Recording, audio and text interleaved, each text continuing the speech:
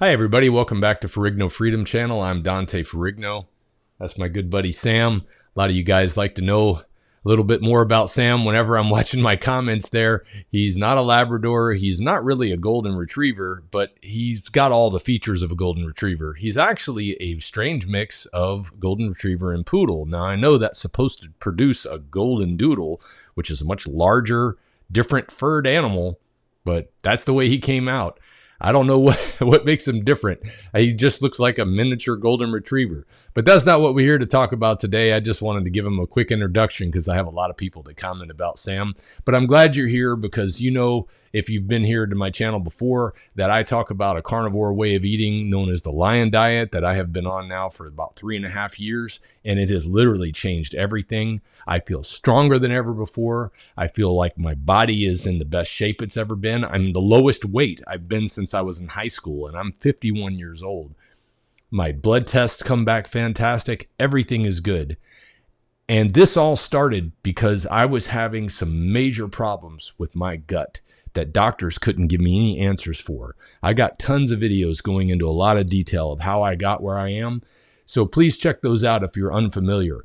But if you are interested in getting an idea of how our food system got as mixed up as it is, I plan on diving deeper into that more and more because I think it's important for us to understand how we got from A to B to C to D, where we are now, how we got from where people were eating naturally, say back in the 1800s, a lot more so than we are now. Of course, they had their vices and problems too, but they were still eating natural food. And even up into the early 20th century, we still had a lot of natural food in our food supply.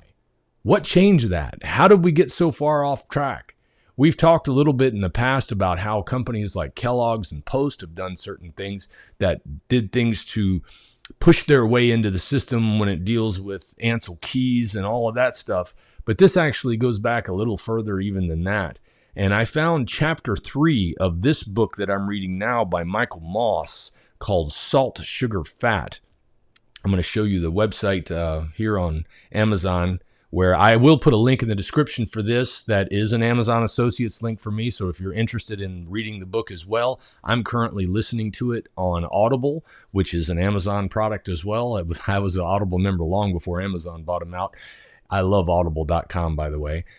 The thing about it is I have a membership to where I get a free, not a free, but I buy a new audiobook every month. And this allows me to actually listen to this book for free. I don't think I had to pay for this one. I remember looking at it and it just gave me the option to play. I could be mistaken. I go through so many things I'm doing all the time.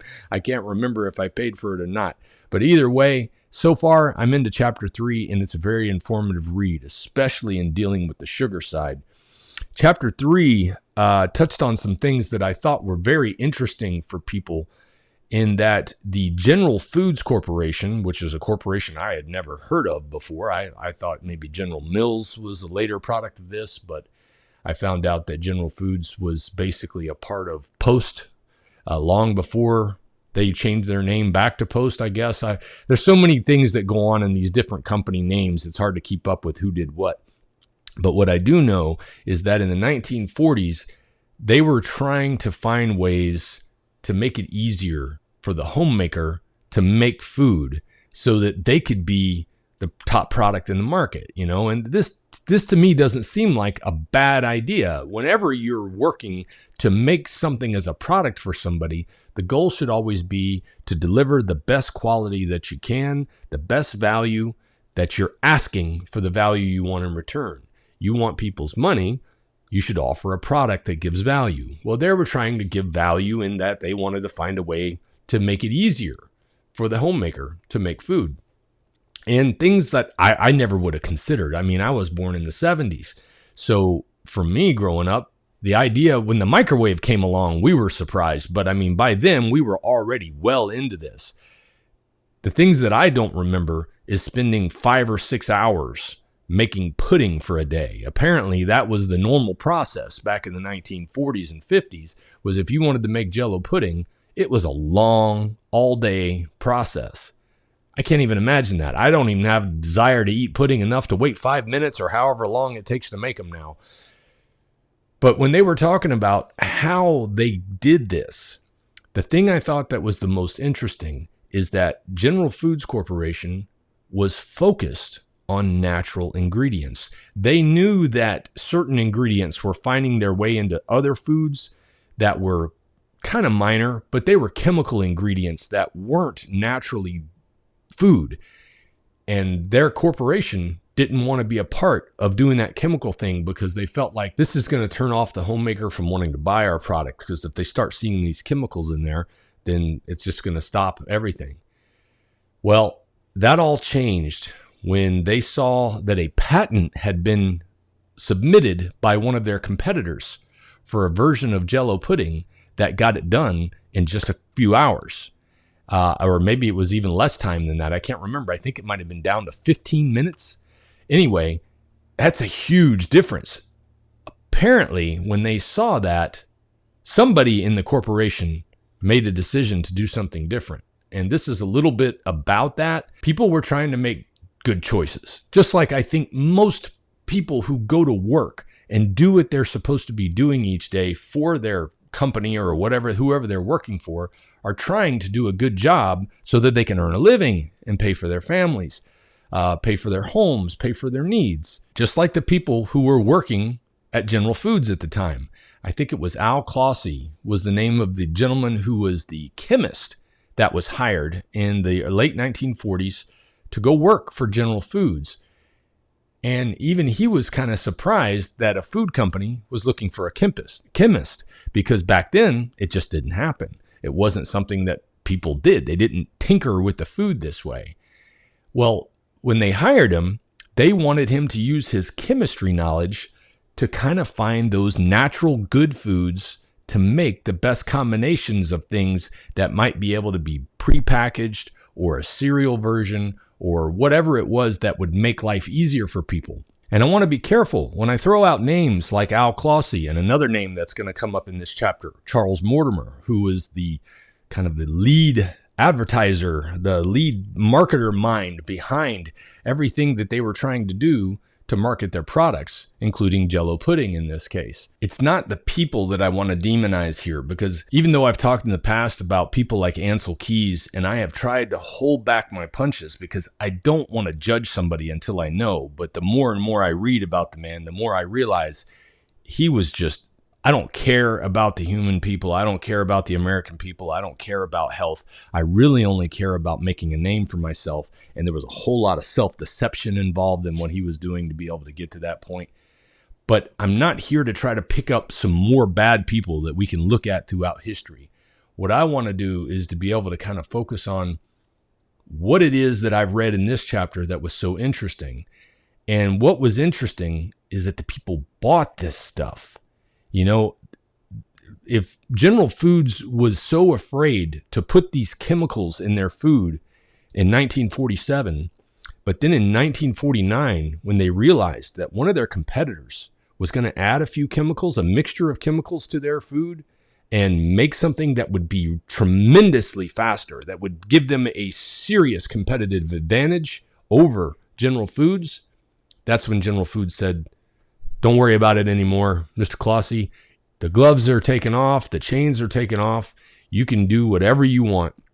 Whatever it takes. Whatever chemicals you can put in there. If they're edible, if we can get them in the body and it's going to make the food taste good and get it done fast, go ahead and do that. I believe it was that decision that set off a whole chain of events that has done a lot to bring us to where we are. I'm not saying it's the key event in all of this. I'm just saying this should be something that helps us understand our role in this.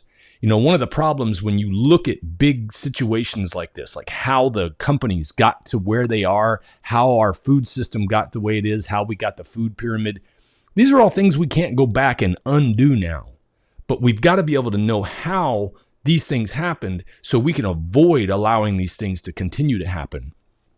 And one of the things they did to market this to the public was obviously to use advertising and media. And one of the ways they did that was with news magazine articles. Time magazine at the time was one of the biggest magazines for reading. I think it's still big. I've never been a fan of Time magazine myself. But I will say that they're obviously well read. And at the time, reading material like this was big for forming how people thought about certain things. And Americans were basically trusting of the companies who were making this stuff and basically trusting that the government was watching out for us.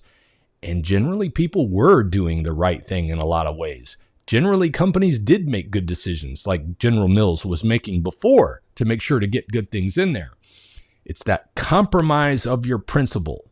When you realize I'm going to lose a buck if I don't lie, that's when you have got to be willing to lose that buck, in my opinion, because that's where you sell your soul.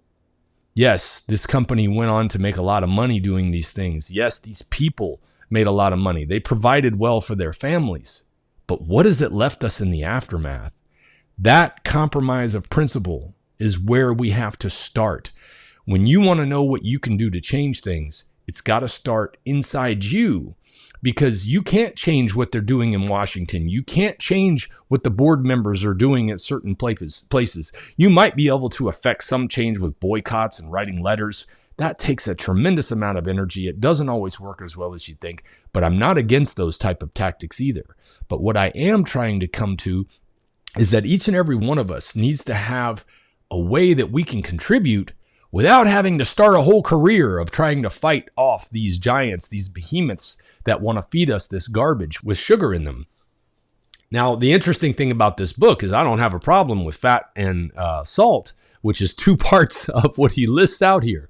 So far in this book, talking about sugar, I'm very clear on what I like about it. So I can't necessarily recommend the whole book right now, but in the first 3 chapters, I'm very intrigued at the information we're getting. Now, enough lead up to this. I wanted to share this article from 1959 that was done by Time Magazine. It was December 7th, called Modern Living, Just Heat and Serve. Let me bring that up for you here. Let's bring it up a little bit bigger so we can take a look at it together. Mrs. Judith Holstein, 32, of Los Angeles, last week faced a harrowing test that comes to almost every young working wife: her first big dinner party. A top Hollywood secretary to producer Stanley Kramer, Selma Holstein had to grapple with phones, mountains of paper, and hubbubbing actors and directors all day. Hubbubbing, that's a word you don't hear too often. Rush off at 6 p.m. to prepare a dinner for 14. To complicate matters, she had to go through her paces at her sister's house because her own apartment has no dining room, only a small kitchenette. A lot of us can probably relate to that right there. Maybe not having 14 kids, but having to work and to have limited access at home for what you're going to cook. Even today in the 21st century, I think that we can relate to that. By the time dinner was served, hostess Holstein had lost all her anxiety. It was calm and unhurried, as if a horde of servants had prepared the meal. That, in fact, was just what had happened. Except for the cooking water and seasoning, almost every bite of the appetizing meal she placed before her guest had been washed, cut, peeled, shelled, pre-cooked, mixed, and apportioned by factory maids long before it had reached her hands. After cocktails and hors d'oeuvres, frozen, Mrs. Holstein began her meal with shrimp, frozen, in cocktail sauce, prepared, a green salad, fresh, and Swiss dressing from a bottle.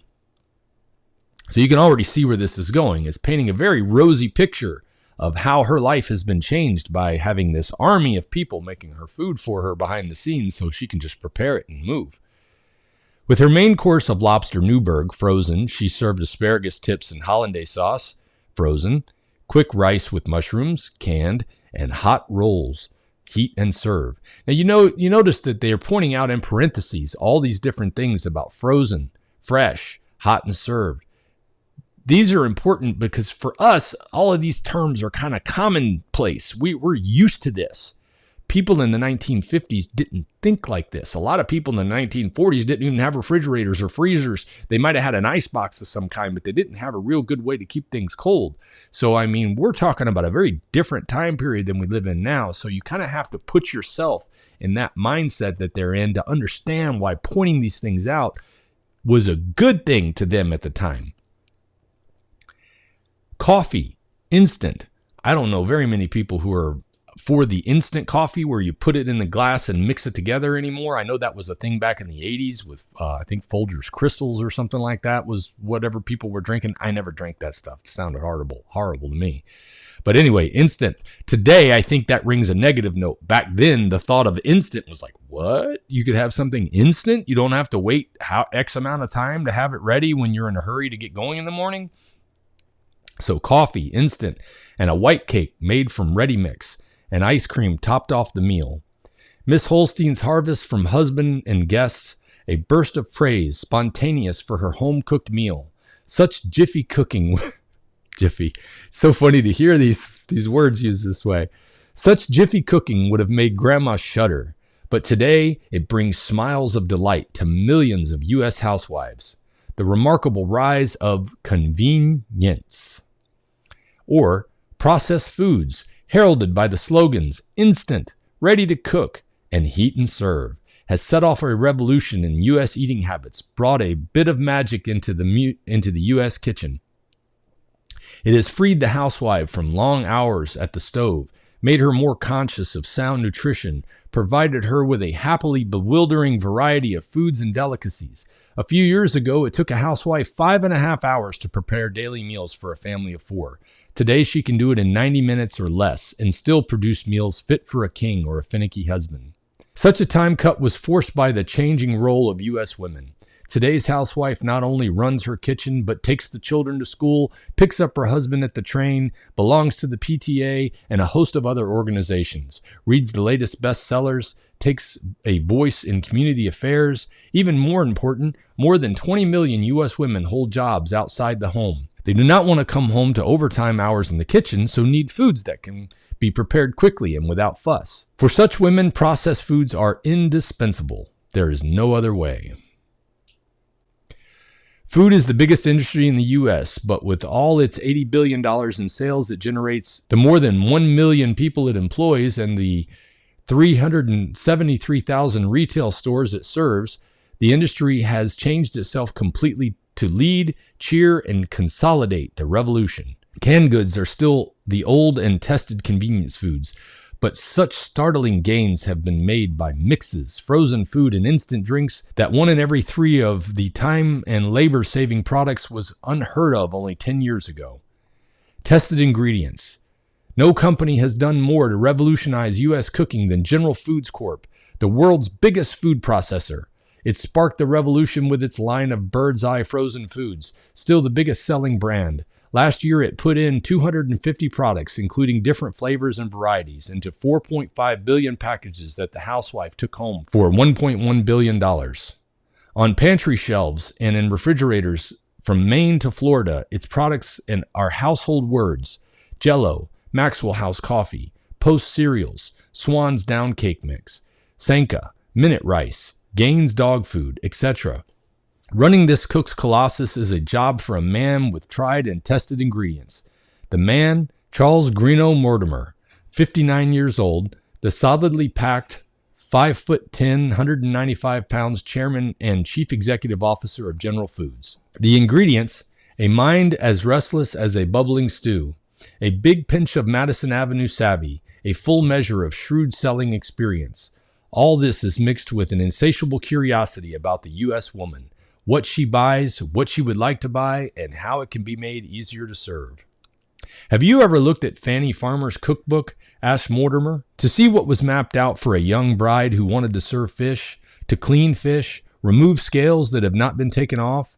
This is done by drawing a knife over fish, beginning at the tail and working towards the head. Incline knife slightly towards you to prevent scales from flying.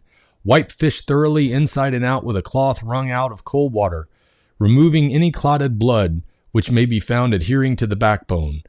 To skin fish, with sharp knife, remove skin along the back and cut off a narrow strip of skin the entire length of the back. Loosen skin on one side from bony parts of gills. If fish is soft, work slowly and carefully. And so on. All the other gross procedures before the housewife could start to burn her fingers in the hot grease or fill the kitchen with clouds of fish-laden smoke. Paints a pretty good picture. Does make it hard to imagine that that's the way you have to prepare things, these days, because everything comes already done like this. So remember, we're in 1959 here. What does it say on a package of frozen fish sticks? Heat and serve. Tomato to wonton. In tribute to the ease of heat and serve, hungry Americans last year ate more than $500 million worth of frozen prepared dishes, mostly in convenient, built-in containers that went from oven to table to trash can. The number of frozen food packers has grown from 750 in 1949 to 1,100. The dollar value of frozen foods has jumped more than 2,700% to $2.7 billion. Almost 1 in every 3 cups of coffee is now made with instant coffee. Post-war sales of prepared baby foods have grown some 230% to a $250 million industry, and sales of cake mixes and other prepared mixes have more than doubled to $253 million. The average new supermarket now devotes 80 feet of space to frozen foods, carries as many as 100 different cake, cookie, and biscuit mixes, about 50 kinds of baby food, shelf after shelf of quick rice, instant salad dressing, and other jiffy foods. The housewife can buy her frozen potatoes whipped, French fried, crinkle cut, hashed, creamed, diced, stuffed, baked, scalloped, puffed, pattied, I don't know what that word is, rissoled, and home fried. She can pick up scores of different frozen complete meals, buy dozens of frozen vegetables from peas, the favorite, to chives, soups that run from tomato to wonton. All this added to the return of Cornish hen perigodine. I don't know what that word is. Let's look that up real quick, just so I can, before I move on. How do they use words I don't know here? It's probably a cooking term. Filet of beef with sauce. Okay. Cornish hen perigodine. I probably pronounced that wrong. I know you guys love it when I do that, so go ahead and chime out in the chat or in the comments about how I mispronounced it again. All this, added to the return of veterans from post abroad and the great increase in travel, has upgraded and greatly widened U.S. food tastes, whetting appetites for exotic new dishes. Many Americans who only 10 years ago thought that an artichoke was part of an automobile now serve it regularly at the table. Artichoke Industries of Castroville, California, froze 2.9 million artichoke hearts this year. Sales of such fancy foods in the U.S. have more than doubled since 1954. Last year passed the $100 million mark. Charlie Mortimer put General Foods into the field in 1957 for prestige purposes. Now puts out 60 gourmet items from green turtle soup with Madeira wine to rock Cornish game hen stuffed with wheat pilaf and roasted in savory sauce. Many famed restaurants have joined the march to the freezer. Manhattan's gilt-edged chambord. I hate French words. I'm sorry, France. I just can't pronounce them. It's nothing. I love your country. I loved going to Paris, by the way. Eiffel Tower was amazing. But I just can't pronounce anything in French. Anyway, Manhattan's Chambord puts out a full French line, including bouillabaisse à la Marseillaise, I don't know, souffle, Grand Marnier, and Cornish hen perigodine with sherry, truffles, foie gras, wild rice, and brandy. Schraff's, another company name, I guess, has put on sale beef burgundy with noodles and chicken and mushroom pie with cheese crust. Other processors are selling kangaroo tail soup, frozen bagels, sukiyaki, enchiladas, shish kebab, and frozen chicken curry. Cooked in religion. The revolution towards convenience wins a new battle and explodes into new products almost every week. General Foods' Mortimer chafes at the fact that there are just too many vegetables, so he has to put his company to work creating new vegetables.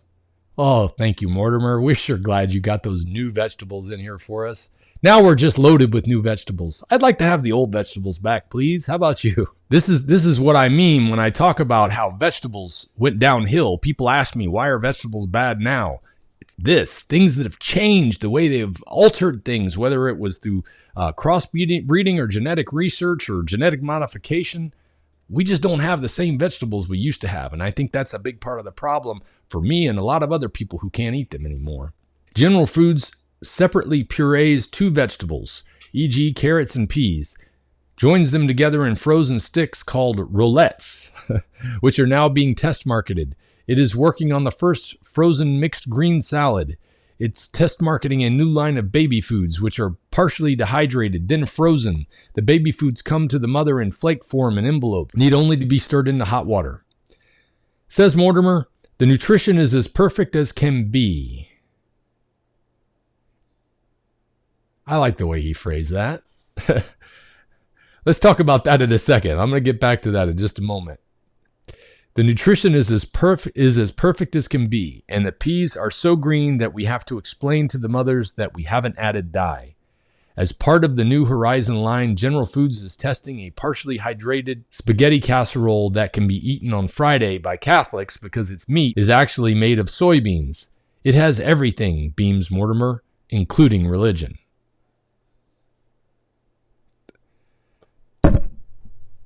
All right, let's go back.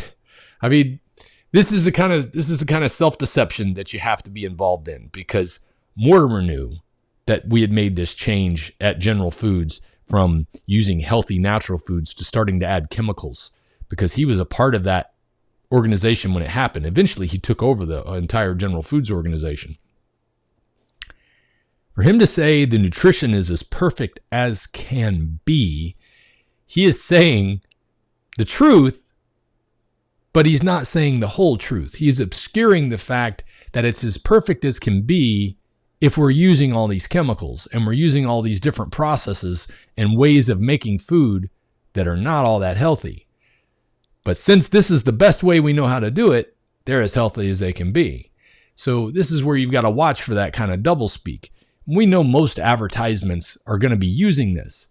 But you know, the fact that we've come to accept that advertising and marketing is deception and that it's okay is really a big part of the problem. We have to be... This is part of the thing that has bothered me for so long. I have talked about in other videos how the biggest thing that I have a problem with when it comes to what the businesses are able to get away with is the fact that lying is okay.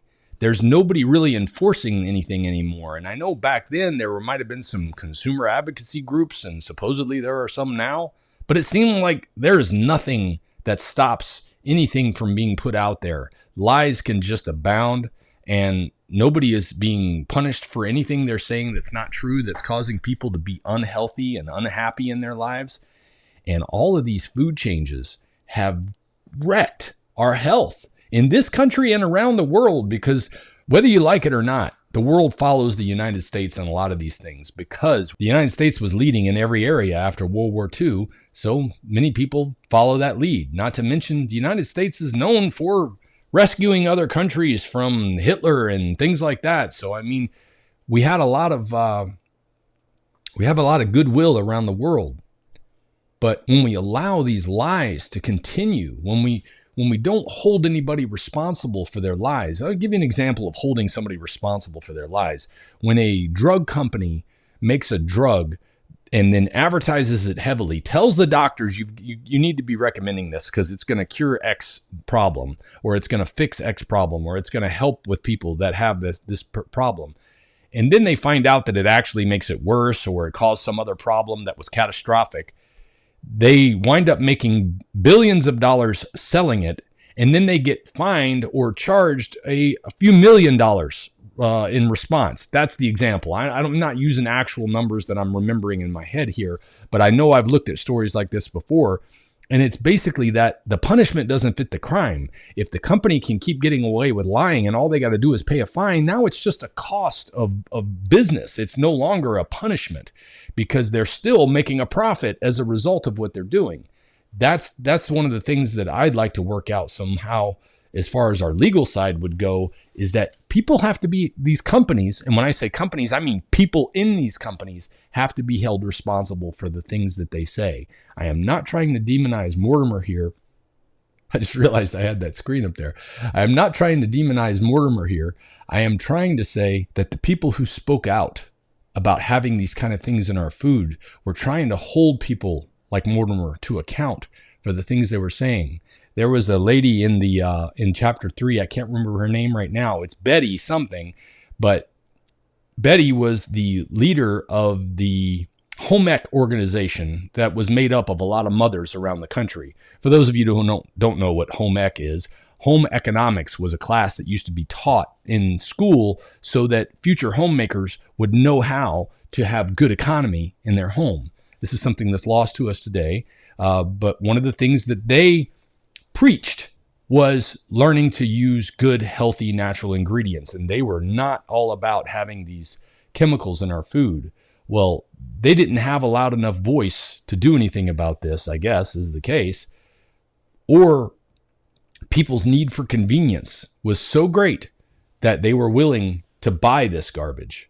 Anyway, that's what it comes down to for me, is that when these companies do these things that cause such a detriment, that's where there has to be some kind of punishment that fits the crime.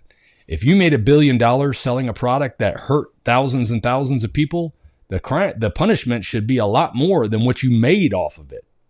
I don't know if that's the best way to go about it. All I know is that that's the biggest problem, is that lies persist so much. And in the nutrition world, it's like that's all there are. Same thing with doctors. That's why now, as I'm finding out that all the things I've been told over the last 50 years of my life were wrong with regard to nutrition, all the things I was told not to do are the things that I am now doing that are making me healthier than I've ever been in my life, is because I stopped listening to the lies. And I started looking at the facts, looking at the clear example of when you look at the ingredients on a product and it's got all these chemical names that you can't recognize. That's not natural. That's not what's meant to be in your body. Any one of those chemicals might be just a little bit of what's causing a problem for somebody, but it's so little that the people who regulate this stuff say that, well, that much isn't going to hurt you. Well, this much of this isn't going to hurt you either. But when it's in every product you eat and you start to pile them one on top of the other, now your daily food consumption contains amounts of these products that are going to be deadly. Not to mention, why do we need these in our food anyway? I understand that it was important for people to be able to have more time. Just like today, I feel like I want to have more time. But let's go back and think about, in the 1950s, most of the wives still worked at home. And I am not trying to make this a man versus woman thing. I am just talking about good, decent culture at the time we lived in was based on what was available to us. But we have put ourselves up on this pedestal now that has us about to teeter over because we thought we could save some more time by cooking this food a little easier, making it easier with washers and dryers and all the convenience items we've had. The convenience has been the thing that seems to be our Achilles heel, because the more convenience we get, the more time we get, right? Isn't that what they're trying to sell us? Well, here it is, 2024. How is your time organized? Do you feel like you're rushing from A to B all the time just so you can stay ahead of the game, just so you can stay keep your head above water? Not even ahead of the game, just keeping your head above water a lot of times is hard enough to do today. You know, as a working father and a family of 4, I can tell you my time is very precious to me and I don't have very much of it. Now, I am currently in a situation, and we have been for 3 years now, where I'm the one who brings home the income. We're trusting God to provide for our family as long as I'm doing what I'm supposed to be doing. It's still hard. It's still tough, just like it was before I started making it this way. But yet at the same time, it's working. Diligence and work pays off. You don't have to sell yourself to the system to make it work. All you have to do is be diligent and work hard, and you're going to make a success. I believe that anyway. But we did all this so that we could save time for the homemaker. We did all this so we could have more time for people to go golfing and fishing and spend time together and maybe the woman wanted to go to work. It would give her the ability to go to work, and then she could do that and take care of her family. But where has it led us now? Our children are fatter, sicker, and unhealthier than they've ever been. Our older population is in the same condition. We've got diseases and issues that we didn't even know about 50 years ago, like fatty liver disease. This was only something that happened to people who drank a lot, but now people who didn't even drink alcohol are coming up with fatty liver disease. Diabetes was minuscule in the 1800s. Now it's gone crazy. And when you go into indigenous cultures, you don't see diabetes at all if they're eating a natural diet. But when you start getting into all the stuff that we put in our diet now, you start seeing all these health problems. So how much convenience has it brought us if it's killing us and our children? I don't think it's very convenient at all. Let's get back to the article real quick. I know this video is a bit long. I appreciate you sticking around. Chicago's Reese Finer Foods puts out garlic juice and barbecue smoke in roll-on bottles. Roll-on bottles? Horseradish whip and garlic whip in aerosol cans. Libby McNeil and Libby is experimenting with aerosol cans of mayonnaise and cake frosting. Oscar Mayer has just put on sale a complete pizza mix in a tube. National Dairy this fall began selling liquid instant coffee in an aerosol can. Seabrook Farms and others put out casserole dishes in plastic bags that can be tossed whole into a pot of water, cooked and served. Before long, Tropicana will introduce concentrated orange drink in an aerosol can that will automatically dispense a teaspoon at a time for mixing. How much does the new convenience cost the U.S. housewife? I think we just covered that. But they're going to say something different.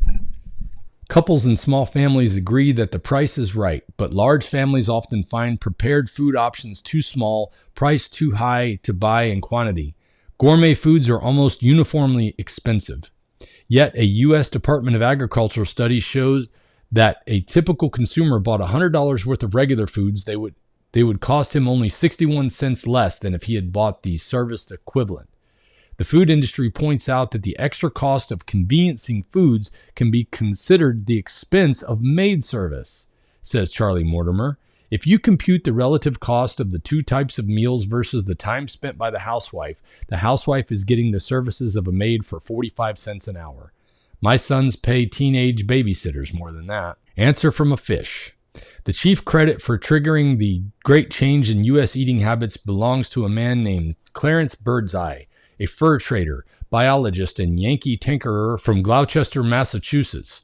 On a trip to Labrador some 40 years ago, Birdseye began to wonder why fish and meat that he froze quickly in the 50-degree temperature tasted just as good and fresh when he cooked them 6 months later, while food frozen by the old slow method lost much of its quality and flavor. Birdseye persisted until he found out why. Quick freezing prevents formation of large cell-destroying ice crystals.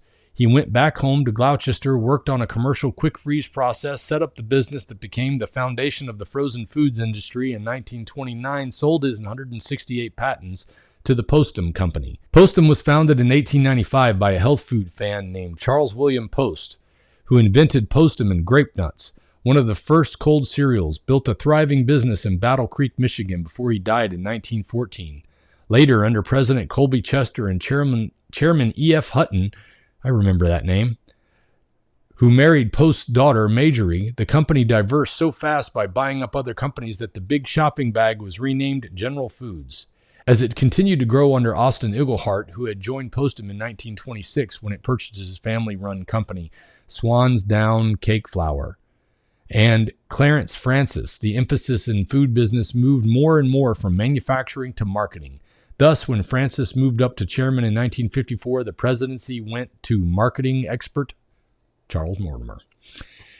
So obviously it went to marketing because they had to convince you to eat this stuff, first of all, because they knew that you were going to be leery of all these chemicals and added ingredients. But if we can sell it, if we can sell this lie, very similar to me, to going back to the way Crisco was able to start selling lubricant to us as a cooking oil.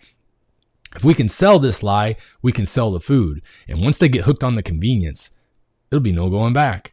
And I think that's where we are.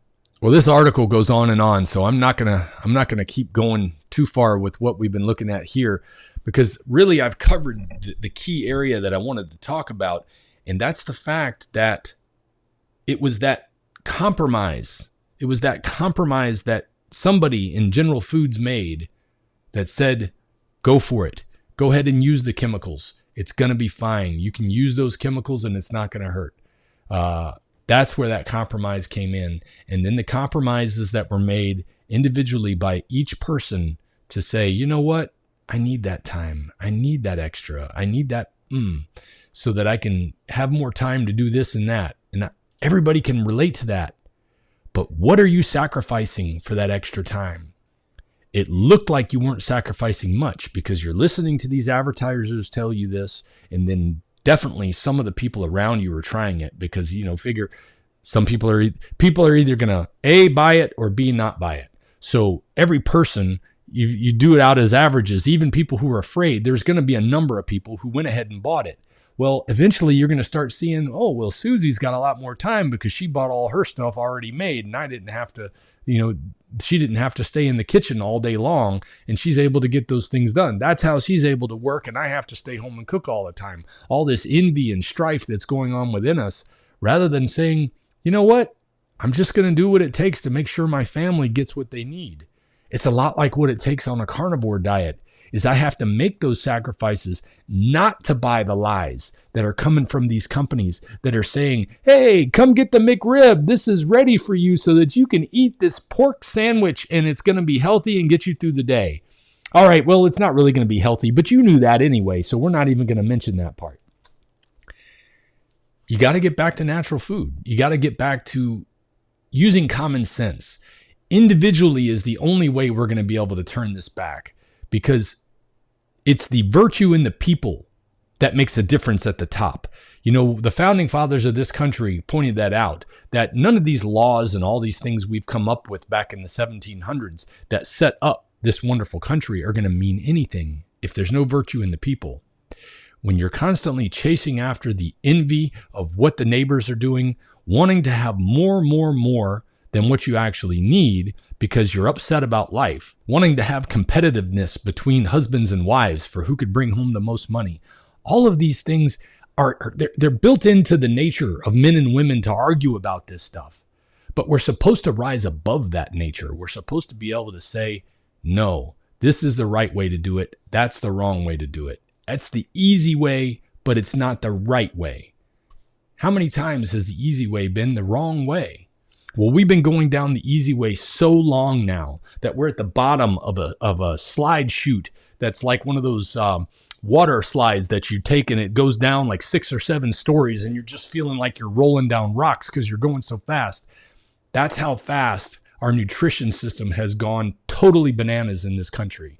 And it's the reason why my gut was destroyed the way it was. And it's the reason why so many other people are sick, fat, unhealthy, unhappy, angry, and everybody's working more than they ever have before. We still don't have any time for anything.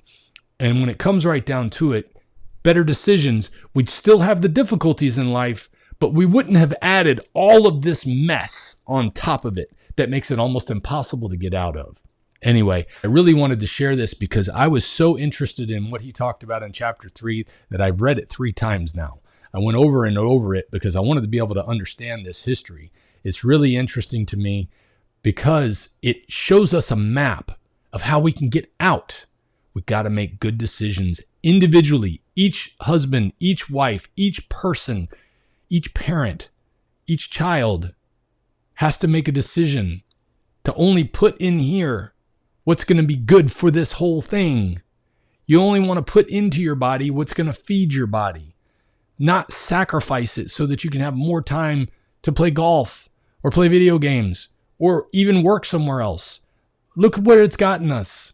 We have debt, inflation. We can't keep up with everything. And all of this was supposed to make this better. It comes down to not compromising. That's all I got for this one, guys. Please stick around for a quick word from one of my affiliates. It's Carnivore Crisps. Carnivore Crisps is one of the first companies that I ever worked with, and they have been making a fantastic product for people like me that are carnivores that allows us to be able to have a snack version of something that we miss because we grew up in this era of snacking on all chips and dips and garbage like that. Carnivore Crisps gives us ingredients like grass-finished beef, water, and Redmond real salt. I don't know how you could ask for much more than that when you start thinking about all the stuff that I just talked about in this story and how many chemicals and additives and things that we have allowed to come into the diets of ourselves, our children, our families. It's just, we've got to make a change. And Carnivore Crisps is a company that has been doing a lot to make that happen. They stick to good, clean ingredients. Yes, it's a higher price. It's because it's quality. Inflation is hiding the value of these products because so much of this junk out here is available for cheap. If you're looking for something that's going to help you when you're having a snack craving or a desire to eat something, Carnivore Crisps is one of my favorites. And here you can see me here even dipping it in Wagyu beef tallow because I like to have something to dip it into. Now, I wouldn't say that that's necessarily what everybody has to do, but I put links for Carnivore Crisps and that South Chicago packing Wagyu beef tallow in the description, so that if you're interested in those, you can get some too. And when you buy them, they do support the channel here, so I appreciate that. And of course, you can support the channel anytime at Patreon. Patreon.com/Ferrigno Freedom is where you can find me. And I appreciate you watching. I'll see you guys next time. If we pay extra, could we maybe get some grease or fat?